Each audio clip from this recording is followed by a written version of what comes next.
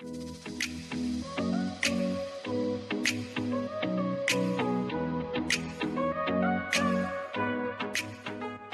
friends, welcome back. Today we'll understand event handling. An event can be defined as a signal to the program that something has happened. Window programs are event driven. Say your desktop is there and the mouse is moving on the desktop. So there is a listener which is keeping on observing the mouse movement. And once the mouse is upon a particular icon, the icon is selected or it is shown with some change in the appearance and all that is happening. Such kind of things are called as event, friends. And once you click on the icon, okay, so there is some drop down menu that is generated, or when you double click the icon is opened, the application is open for you to run. So all these are considered to be events. Applets are event driven. Any class derived from components such as applet can generate events. An applet can generate and receive events. So we'll try to understand what is delegation event handling. This approach defines a standard and consistent mechanism to generate and process events. Earlier, the event handling was there right from the inception of Java, but later on, from version to version, there is consecutive change in how the events are handled.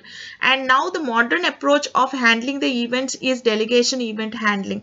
So we'll see the principle of delegation event handling. The source generates an event and sends it to one or more listeners. Here there are three objects that we need to understand. The first one is the source, the second one is the event, and the third one is a listener. So the source generates an event. Okay, so whatever is the source will generate an event and sends it to one or more listeners. So there will be some listener interfaces, and this event, once the source sends an event, it will send this event to the listeners. So the listener must register with the source. Okay, for the source to send that specific event to the listener must register with the source, because there are many listeners, friends. Okay, so there are many listeners over here. For keyboard there is key listener, and for mouse movements, for mouse events there is mouse listener. For window events there is window listener and all that. So there are so many listeners, and you don't want all the listeners in your program. You may want only specific listeners. So in that case, the specific listeners must register with the source in order to receive an event notification. The listener must wait until it receives an event. Okay, so the listener keeps on waiting for to receive an event. Once an event is received, the listener processes the event and then returns.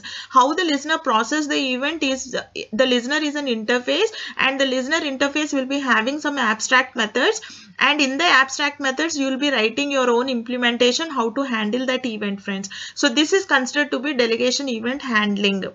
The advantages of delegation event handling are: the application logic that processes events is cleanly separate from the user interface logic that generates those events. So the logic is not overlapped, so it is separate, and that's an advantage. The user interface is able to delegate. Delegate means assign work. The user interface is able to delegate the processing of an event to a separate piece of code. And the third advantage is that notifications are sent only to the listeners that want to receive them. In old Java 1.0 approach, components would receive events that they don't want to. Okay, so and they don't process. So that is a waste of time, friends. And that used to happen in Java 1.0 approach. Later on, in the event delegation model, that overhead is eliminated. The flowchart kind of representation, wherein the event source, okay, so the source registers listener. So that's the first thing need to happen. And the second thing is, once the event occurs, the source fires an event object to the listener, and the listener will react to the event. That is, the methods will be called, the consecutive, the specific methods will be called, and the code in the methods will execute. And this is all about delegation event handling. Now coming to what is an event.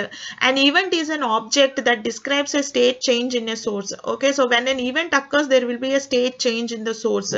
What can be an event? An event can be pressing a button, entering a character via the keyboard, selecting an item in a list and clicking the mouse So all these can be the examples of an event. The events needn't occur directly by the user interactions through the user interface. They can also be indirect events. The indirect events that can be generated are like when a timer expires, or a counter exceeds a value, or a software or a hardware failures occur, or an operation is complete. All these are the indirect events that can occur. Direct events are like the user pressing the button and entering the character. All these are the direct events, friends. The event classes. Okay, so the event classes are found in java.awt.event package. Event classes are action event. Action event generates when a button is pressed, a list item is double clicked, or a menu item is selected. Adjustment event is generated when a scroll bar is manipulated. Component event is occurred when generated when a component is hidden, moved, resized, or becomes visible. And container event is generated when a component is added to or removed from a container. Focus event generates when a component gains or loses keyboard focus. Input event is an abstract superclass of all component input event classes. Item event generates when a checkbox or list item is clicked. Also occurs when a choice selection is made or a checkable menu item is selected or deselected. Key event generated when input is received from the keyboard. Mouse event. Mouse events are generated when the mouse is dragged, moved, clicked, pressed, or released. Also generated when the mouse enters or exits a component. Mouse wheel event generates when the mouse wheel is moved. Text event generates when the value of the text area or text field is changed. Window event generated when a window is activated, closed, deactivated, de-iconified, iconified, opened, or quit. Okay, so these are all the event classes. Event source. An event source is an object that generates an event. Sources may generate more than one type of event. Sources must register listeners in order to receive notifications about specific type of events. So, what are the event sources? Button, checkbox, choice, list, menu item, scroll bar, text components, window. All these are the event sources. What is the registration procedure? The name is public void add type listener EL.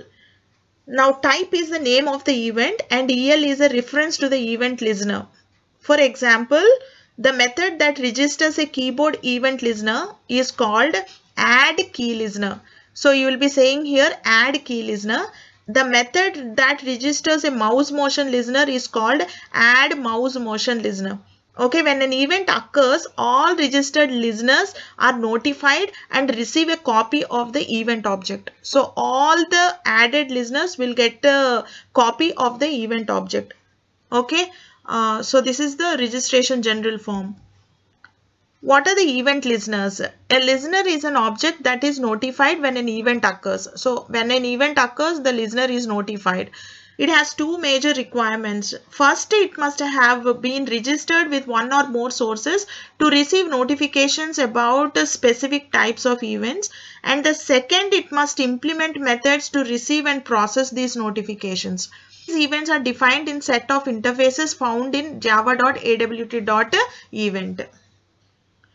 So here are the list of event listener interfaces. The first one is action listener, adjustment listener, component listener, container listener, focus listener, item listener, key listener, mouse motion listener, mouse wheel listener, text listener, window focus listener, and window listener. These listeners are interfaces which will be having certain abstract methods to process the events. So we'll see how to handle mouse events. Mouse events notify when the user uses the mouse to interact with the component. Mouse events occur when the cursor enters or exits a component's on-screen area and user presses or releases one of the mouse buttons. So these are all the mouse events. So methods in the mouse listener interface are, so there are 5 methods, abstract methods inside the mouse listener interface. The first one is void mouse clicked. Second one is mouse entered, mouse exited, and mouse pressed and mouse released. If a mouse is pressed and released at the same point, mouse clicked method is invoked. When the mouse enters a component, the mouse entered method is called. When it leaves, mouse exited is called. The mouse pressed and mouse released methods are invoked when the mouse is pressed and released respectively. So these are all the methods inside the mouse listener interface. So what are there in mouse event class? Inside the mouse event class, there are 8 types of mouse events. The 8 types of mouse events are mouse clicked, mouse dragged, mouse entered, mouse exited, mouse moved, mouse pressed, mouse released, and mouse wheel. Okay, so these are all the 8 mouse events, and these are represented as integer constants inside the mouse event class. Apart from these constants, there are certain methods like int get click count. This click count will count the number of times the mouse is pressed. For example, when you are double clicking it, it will give 2 times. Okay, it will return the integer. Next is get button will return the value that represents a button that caused the event.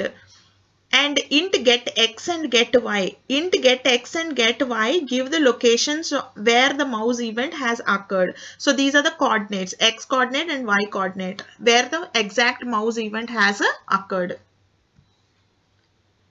The procedure to handle mouse events. The first is import event class from java.awt.event.mouseEvent, or you can simply say java.awt.event.star. Implement mouse interface in the class, register the component with the listeners, override the methods in the interface. So by doing this, you will be able to handle the mouse events. Same thing you can apply for key events and window events and all that. So I am showing you one example of mouse events, how to handle mouse events. So the same thing which I am showing it over here. So wherein I am saying import java.awt.event.star and then class myApplet extends applet implements mouse listener. Herein I just added mouse listener interface. If you want to add the other methods like mouse dragged, mouse moved, or you want to know mouse wheel moved, so for that you need to add the other interfaces like mouse motion listener and mouse wheel listener interface as well. So herein I am just handling only 5 methods which are clicked, entered, exited, pressed and released. So all those 5 methods need to be overridden in your program and you have to write them. Since it is implementing an interface, so even if you want all those 5 methods or not, you have to compulsorily override them and put it in your program. So when mouse is clicked by the user, then mouse clicked event is generated. This results in the call to the mouse clicked event handler. So the event handlers are the methods over here. So create these mouse events by writing an program.